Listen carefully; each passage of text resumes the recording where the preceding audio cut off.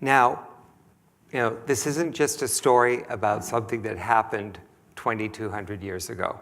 When we look at stories like this and teachings like Science of Mind, we want to say, well, how does that have meaning to us today? This is a story about every instance where people have risen above limiting ideas of this is the way you have to be. These are the norms that you have to follow.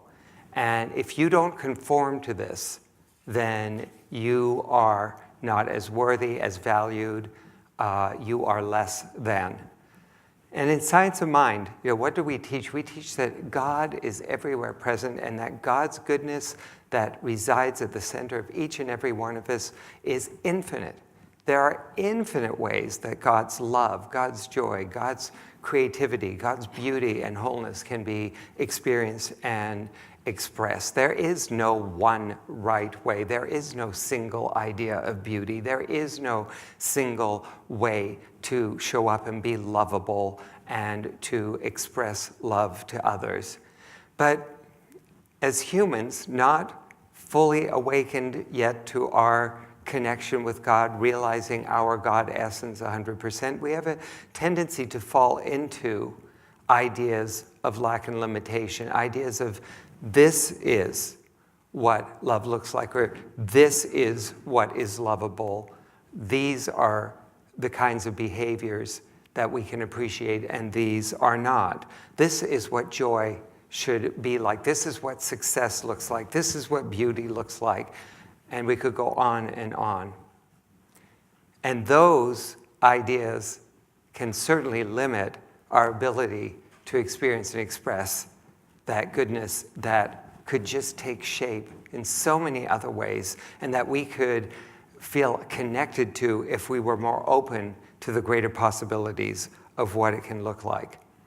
So just like the Jewish girl who said, this does not make sense, that I am not limited by my gender, that I cannot also be able to partake of wisdom and gaining more knowledge. Every time we break out of a limiting idea like that and find a way to experience and express that goodness of God at the center of our being in a new way, that is living the story of Hanukkah.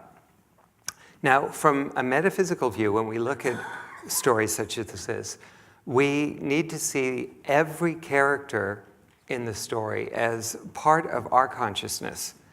So it's not just we want to think of ourselves as, the Maccabees, the part of us that can rise up and move beyond limiting ideas. It's not about just looking and going, no, bad Emperor Antiochus, you were such a bad guy. It's about looking and saying, there is a character like that in our own consciousness. There are these characters all represent belief systems, sub-personalities in us. So Antiochus and the Greco-Syrians would be those voices, those beliefs in our consciousness that say, this is the right way. This is the way you need to show up if you want to be lovable. And even if it doesn't feel right, even if it doesn't feel authentic, that's the way you need to be. It's the voice that says that's the way others have to be for me to love and appreciate them that limits that capacity within us to love more openly. The Maccabees and their, the group that they gathered together to throw out the Greco-Roman Syrians would be the voices that don't buy into it, the voices in us that say, wait a minute, that doesn't feel right. Wait a minute. Why? Why am I telling myself that I cannot have that experience of joy? Or why am I saying that I can't step into that greater experience of creativity or abundance just because I don't conform to this other idea? That doesn't feel right. And the personal relevance of this story to us is about looking inwardly at ourselves and to see, so what ideas, what beliefs do we carry about how things should be, must be, or can't be that limit God's expression in our lives? Are there ways that we buy into ideas about how we should conform to other standards that limit us from experiencing and expressing and thriving in love, in joy, in wholeness and abundance?